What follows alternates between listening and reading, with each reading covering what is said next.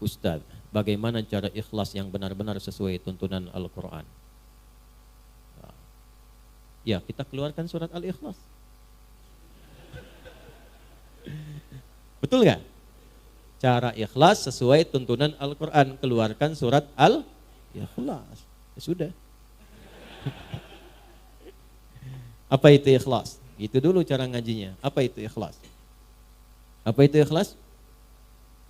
Tulus. Apa itu tulus? Ikhlas. Ya. Saya tulis ini ya. Baik. Dari belakang kelihatan ini? Oh, bagus. Saya tuh suka kagum ya. Kagum dimanapun berada. Bukan hanya di sini. Kalau saya bertanya kepada yang paling belakang, itu selalu kelihatan. Padahal belum saya tulis. Ikhlas. Ya, ini ya. Tuh, pelan-pelan. Ikhlas ini dari kata akhlasa asalnya. Akhlasa, yukhlisu ikhlasan. Akhlasa, gini. Akhlasa. Akhlasa itu asalnya dari kata khalasa tambah a. Itulah cepat membahasnya, singkat padat. A plus. Ya, ini kan awalan ini a nih, tambahannya. Plus khalasa. Simpan a-nya dulu. Kita ke khalasa dulu. Khalasa itu asalnya sesuatu yang bening, yang enggak bercampur dengan apapun, yang murni. Makanya ini nih dalam bahasa Arab disebut dengan al-ma'ul khalis. Air bening. Bukan air putih. Kalau air putih apa? Susu. Air putih apa? Ya. Kalau yang coklat apa? Teh. Yang hitam apa? Kopi. Yang putih apa? Kalau ini air apa? Bening. Nah, ini khalasa namanya. Khalasa. Kalau dibawa ke pemilik pelakunya disebut khalis. Ya, misalnya ada yang namanya khalis.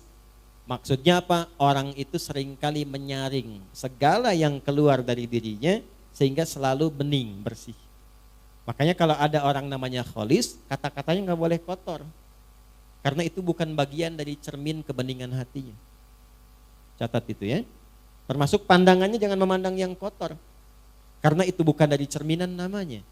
Itu khalasa namanya. Kalau kita ingin berusaha menyingkirkan yang kotor, menanggalkan, ditanggalkan, digelincirkan, izalah, tanggalkan supaya yang bersihnya saja yang muncul. Maka tambahkan hamzah di depan kata dasarnya. Jadi khalasa tambah hamzah. Maka harakat ini huruf pertama kan kha fathah ya. Lihat ini fathah. Fathahnya pindahkan ke depan. Jadi a ini sini a. Karena ini dipindah maka ini mati hilang. Jadi akhlasa. Di akhlasa itu usaha yang sungguh-sungguh untuk menghilangkan yang kotor-kotor yang mencampurinya. Sehingga nggak ada campuran lagi. Kalau ini air bening ada campurannya, saya bersihkan campurannya sehingga tersisa yang beningnya saja.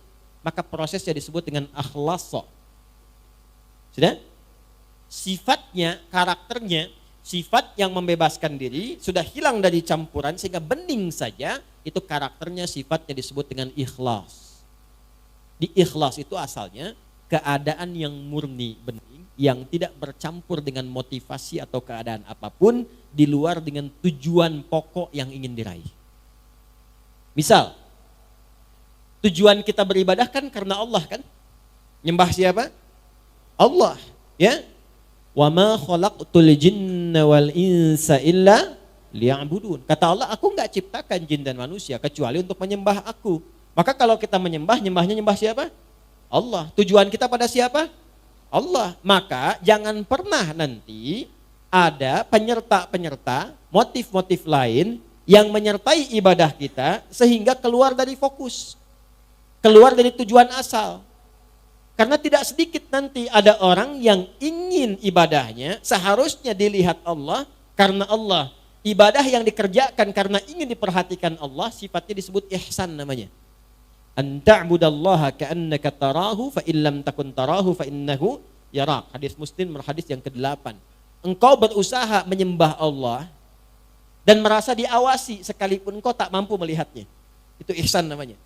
Nah, ibadah yang ingin dilihat oleh makhluk bukan khalik disebut riya namanya. Riya. Imam mimpin.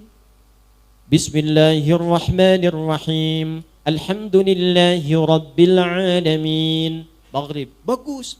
Bapak komen setelah sholat. Masya Allah Ustaz, tadi bagus sekali suaranya. Mudah-mudahan Ustaz dijaga. Isya ditambahin cengkoknya dikit. Karena pujian tadi. Alhamdulillahi rabbil alamin. Misalkan, karena tujuan untuk didengar oleh orang yang tadi. Atau ingin kelihatan oleh yang lain, saya pun bisa sholat berjamaah. Maka ingin dilihat disebut dengan riya, ingin didengar disebut dengan sum'ah. Itu yang menggeser dari ihsan. Fawailul lil musallin alladzina hum an salatihim sahun alladzina hum yuraun. Riya itu pengen dilihat orang. Bahasa kekiniannya pencitraan. Paham? Sedekah karena pencitraan. Bapak, ada Masjid Miftahul Jannah di Gede Bage akan renovasi. Saya yang tanggung semuanya. Saya kasih 1 miliar. Tapi tolong pasang spanduk dari Sabang sampai Merauke. Ini Haji Fulan, misal. Nah, itu riya namanya. Itu mencampur sesuatu dari yang pokok. Kalau kita ingin tepikan berusaha lillah, sifatnya disebut dengan ikhlas. Orang yang berusaha mewujudkan itu berusaha namanya mukhlis. Jamaknya mukhlisin. Nah, kita itu diperintahkan oleh Allah sepanjang ibadah usahakan yang ikhlas. Jadi usaha kita yang dilihat oleh Allah. Nanti Allah yang ngasih hasilnya. Orang yang berusaha untuk ikhlas disebut mukhlis, jamaknya mukhlisin. Turun surah Al-Bayyinah surah 98 ayat 5. Wa ma umiru illa liya'budullaha mukhlishina lahud din. Kalau sudah dapat ikhlas itu diberikan oleh Allah dalam hati. Kalau sudah ada dalam hati enggak pamrih. Dia enggak mikir apa-apa. Yang penting Allah ridha. Jadi walaupun dia ngasih ketahuan orang, dia udah enggak peduli dengan orang. Jadi ada level seperti itu ada. Sudah enggak ngaruh mau muji mau enggak, kadang-kadang dia potong. Akhi, wah antum itu udah. Itu mah rezekinya dia aja ditipin Allah sama saya. Kalimat itu sudah nyaman. Tertanam dalam jiwanya, fokus tujuan ibadah hanya lillah. Kalau sudah Allah berikan sifat ikhlas itu berubah dari mukhlis menjadi mukhlas. Ada ikhlas, ada mukhlis, ada mukhlas. Mukhlis, ada mukhlas. Kalau sudah mukhlas, maka tingkat ini adalah tingkat di antara yang tertinggi dari hamba Allah yang sulit ditembus oleh setan. Jadi setan itu kalau sudah ketemu orang mukhlas, dia sudah give up. Nyerah dia. Memang dia masih menggoda untuk menunaikan tugas gitu kan. Ya, tapi tugasnya menjadi formalitas karena nggak bisa ditembus. Itu sudah pengakuan setan sendiri. Ada di mana? Di surah 15 ayat ke-40. Nah, Quran surah Al-Hijr surah 15 ayat 40. Illa ibadaka minhumul mukhlasin. Ya Allah, aku akan goda setiap anak cucu Adam dari depan, dari belakang, dari kanan, dari kiri. Di kanan, kiri, depan, belakang itu setan datang. Ya, kenapa enggak dari atas? Karena atas itu adalah bagian dari Allah untuk memberikan bimbingan lewat malaikat. Kenapa enggak di bawah? Sudah dikubur. Kalau sudah dikubur, setan enggak goda lagi. Kalau setan masih menggoda mayit, kurang kerjaan setannya. Orang udah enggak ada beban ibadah kok masih digoda. Paham ya? Nah, inilah mukhlas. Kalau sudah jadi mukhlas gak bisa ditembus. Illa ibadaka minhumul mukhlasin. Kecuali hambamu yang mukhlas. Makanya suratnya surah 15. 15 itu Al-Hijr. Hijr itu benteng. Jadi kalau kita sudah ikhlas baik, punya benteng kita yang gak bisa ditembus. Tetap digoda. Tapi bukan berarti selamanya akan begitu. Masih dipertahankan. Pertahankan dengan apa? Dengan jalan. Apa jalannya? Jalan besar itu disebut syara. Konsepsinya disebut dengan syariat. Maka munculnya syariat. Jadi untuk ikhlas itu lewat syariat. Apa bentuknya? Nanti turunannya lewat ibadah. Apa di antara detilnya? Lihat aja, setiap ada kata yang membimbing pada keikhlasan, amalannya itu yang mengantarkan pada ikhlas. Di mana ditemukannya? Gampang. Setiap ada ayat, ada dibuka dengan kalimat iman, maka amalan setelahnya mengantarkan pada ikhlas. Kalimat iman pertama Al-Baqarah ayat 3. Alladzina alladzina yu'minuna bil ghaib wa yuqimunas shalah. Tuh, kalau kita melatih sholat dengan baik, dapat ikhlas. Jangan cukupkan pada yang fardu. Karena yang tidak pengen banyak ikhlas pun 5 waktu juga. Kalau pengen dapat itu menjadi mukhlas, maka latihan, tambah sunnahnya, tahajud bangun. Gak apa-apa, malam pertama itu gak apa-apa, 2 rakaat juga gak ada masalah. Nanti setelah menikmati itu akan tambah 4, witirnya baru 1, sampai nanti 10, witirnya 1, 11. Ada yang makin enak, makin nikmat jadi 2, 3, ada yang 39. Itu masing-masing mendapatkan kenyamanannya. Nanti setelah itu tiba-tiba paginya udah syuruk dia, dapat duha lagi pertengahan, duha akhir, rawatibnya. Kalau udah terbiasa dengan sholat sunnah, itu suasana hatinya akan beda. Makanya amalnya pun akan lain. Itu sholat tuh, itu baru sholat. Tuh, kaget kan? Dan kalau sudah sholatnya bagus itu nanti akan ada pancaran. Di antara pancarannya sudah bisa gemar berbagi tuh. Kalau sholatnya sudah bagus, nggak harus dengan harta, jangan selalu diartikan dengan harta. Berbagi perhatian, berbagi ilmu, berbagi petunjuk pada kebaikan. Makanya setelah sholat, lanjutannya infak. Wa mimma razaqnahum yunfiqun. Infak pun masih latihan juga. Jadi begitu Anda banyak memberi, berbagi, bukan memberi ya, berbagi. Maaf ya, dibagikan. Kenapa dibagikan? Karena Allah titipkan. Jadi yang dibagi itu titipan Allah, bukan punya Anda, bukan punya saya. Mumpung Anda yang dititipi, cepat ditunaikan. Sebelum itu dicabut, dititipkan pada yang lain. Itu cara bacanya. Dari mana taunya bahwa itu bagian orang lain bukan kita? Maka lihat kebutuhan kita itu seperti apa dalam sebulan. Ada anak, ada istri, kan? Atau sebaliknya istri, ada suami, ada anak. Ada siapa lagi? Bagaimana kebutuhan sebulannya? Berapa banyak yang dibutuhkan? Keluarkan dulu, simpan dulu. Lalu setelah itu, kalau kita sebut bagian dari kelebihan, apa rencana-rencana masa depan yang paling dekat? Atau yang jauh, itu yang kita sebut dengan tabungan. Kalau sudah terpenuhi itu, lebih dari itu hak orang lain yang Allah titipkan lewat kita. Nanti disebutnya infak. Infak itu banyak nanti. Kan infak pertama untuk keluarga. An-Nisa ayat 34. Infak kedua untuk kerabat terdekat nanti. Seperti orang tua. Orang tua itu bukan dizakati, tapi diinfaki. Dalilnya mana? Al-Baqarah ayat 215. Yas'alunaka madza yunfiqun. Mereka bertanya padamu Muhammad sallallahu alaihi wasallam, apa yang harus diinfakkan? Qul ma anfaqtum min khair. Kalau mau infak kata Allah yang terbaik. Jangan engkau enggak suka lihatnya saja dibagi orang. Itu ada di Al-Baqarah ayat 267 sampai 269. Wala tayammamul khabitha minhu tunfiquna walastum biakhidhihi illa an tughmidu fi. Jangan kasih orang benda yang kamu lihat saja sudah enggak suka. Ya, jangan masukin kotak infak. Keadaan uang yang Anda lihat aja udah enggak suka. Ini lecek, di bangga jangan diterima, masukin aja kotak infak tuh. Misalnya, nah, jangan seperti itu langsung dapat penolakan dari Allah. Kalau sudah ada yang terbaik, yang bagus, maka kepada siapa diberikan? Lil walidain, orang tua. Orang tua tuh memang enggak pernah minta di lisannya. Tipikalnya begitu. Tapi kadang-kadang kode kerasnya itu sering muncul lewat sikap. Itu harus pandai dibaca. Alhamdulillah. Nah, mama cekap teh jagong oge ya. Oh, berarti kemarin makan jagung. Segera kirimkan berasnya. Ya, oh pengen mangga. Tadi ngalangkung ke Kosambi. Ini rawas pisan ketinggalnya. Cepat ke Kosambi. Apa yang disebutkan cari. Kalau memang bisa didapatkan.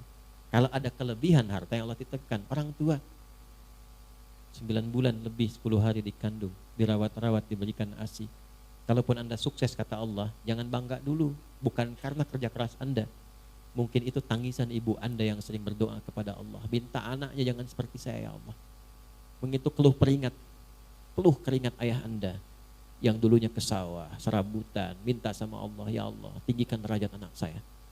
Jadikan dia lebih nyaman. Gak apa-apa saya begini ya Allah, yang penting anak saya nyaman tidurnya. Kuliahnya tinggikan, sekolahnya tinggikan, berikan derajatnya. Makanya ketika Anda tumbuh dan sukses, bahkan sukses, itu yang pertama diminta oleh Allah dan diperintahkan berdoa mensyukuri itu dengan mengarahkan doa pada orang tua. Qala rabbi auzi'ni an ashkura ni'mataka allati an'amta wa ala walidayya. Itu ada di Quran surah 46 ayat ke-15. Kalau Anda merasa udah usia 40 tahun bahkan udah sukses, udah hebat, jangan membanggakan usaha Anda, kata Allah. Mungkin itu saham terbesarnya adalah amalan orang tua Anda. Maka dari itu kalau belum mampu memberikan sesuatu yang ya kalau membalas itu nggak mungkin. Yang bisa dilakukan adalah memberikan kasih yang sekiranya mendekati apa yang bisa dilakukan.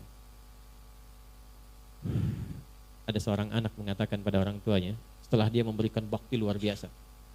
Ya. Jadi ini kisah nyata. Saya tuh dulu waktu 90-an tuh masih banyak buku-buku bagus tuh.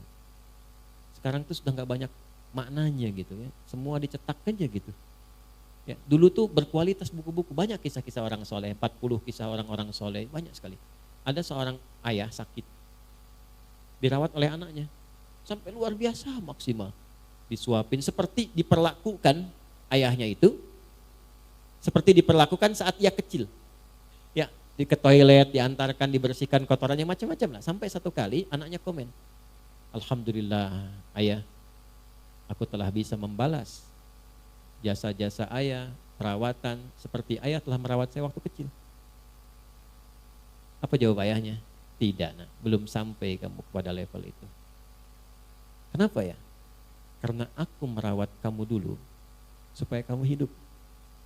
Sedangkan engkau merawat saya sekarang untuk mengantarkan pada kematianku. Ya. Makanya nggak akan bisa, balas orang tua itu nggak akan bisa. Kalau nggak bisa balas, minimal bahagiakan, jangan sakiti lah. Kalau nggak bisa ngasih, minimal jangan sakiti. Wala taqul lahuma uffin. Kata aja udah nggak boleh, bentak nggak boleh. Udah dikandung merat, nggak pernah dilepas, dikasih ASI, dirawat-rawat, disayang-sayang, dicium, dipeluk, bangun malam, bangun, capek, lelah. Udah dewasa bentak-bentak, ente siapa? Gak malu Anda sama Allah tuh. Di belakang keluh kesah, ada yang tega menggibahkan ibu bapaknya. Ya, ada yang tega memaksa memberikan warisan, ada yang mempolisikan bapak ibunya. Anak kurang luar biasa itu ya. Saya nggak punya kata-kata untuk melukiskan itu tuh. Kita doain supaya dilembutkan hatinya, balik, tobat, baik. Ya, saya nggak pernah mengajarkan untuk berbuat yang kotor. Ya, saya nggak pernah mengajarkan untuk mencela orang. Minimal kita doakan. Kalau ada orang mengaku belajar dengan saya, mencela orang ini itu, saya tidak mengakui itu belajar. Ya, kita itu belajar untuk memperbaiki diri. Sebelum memperbaiki orang lain, perbaiki diri pribadi. Jadi itu gambarannya ya, gambaran keikhlasan itu pancarannya adalah amal soleh. Latihannya lewat apa? Lewat amal-amal yang Allah berikan kepada kita. Di salat, infak, ya, lil walidain. Setelah orang tua siapa? Wal aqrabin, kerabat dekat. Nah, jangan sampai Anda infak jauh-jauh keluar sana, ternyata anak kakak sendiri kurang perhatian. Anak bibi masih harus disantuni. Dilihat. Wal yatama, anak yatim.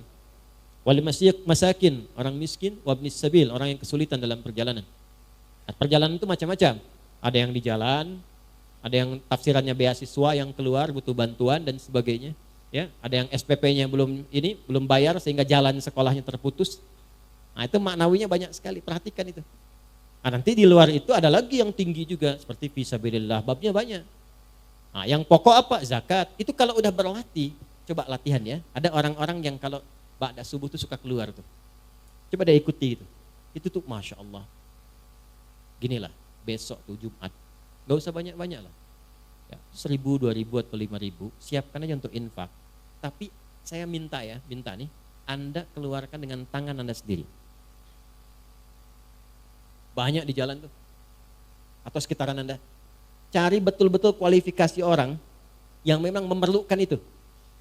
Yang sudah sepuh keliling, panggul dengan keringatnya itu. Jualan donat, jualan ini, jualan itu, jualan macam-macam. Dekati. Terima kasih Pak. Mohon maaf, ini ada titipan loh, titipan lewat saya. Memang enggak banyak, cuman tolong doakan aja Pak ya. Saya diberikan kesehatan kebaikan. Anda berikan, itu perhatikan bagaimana yang keluar di lisan mereka. Mudah-mudahan Acep sehat, dipasihan rezeki berlipat, keluarganya, itu tuh mahal sekali, mahal. Dan itu bisa menambah motivasi Anda untuk besok berangkat lagi.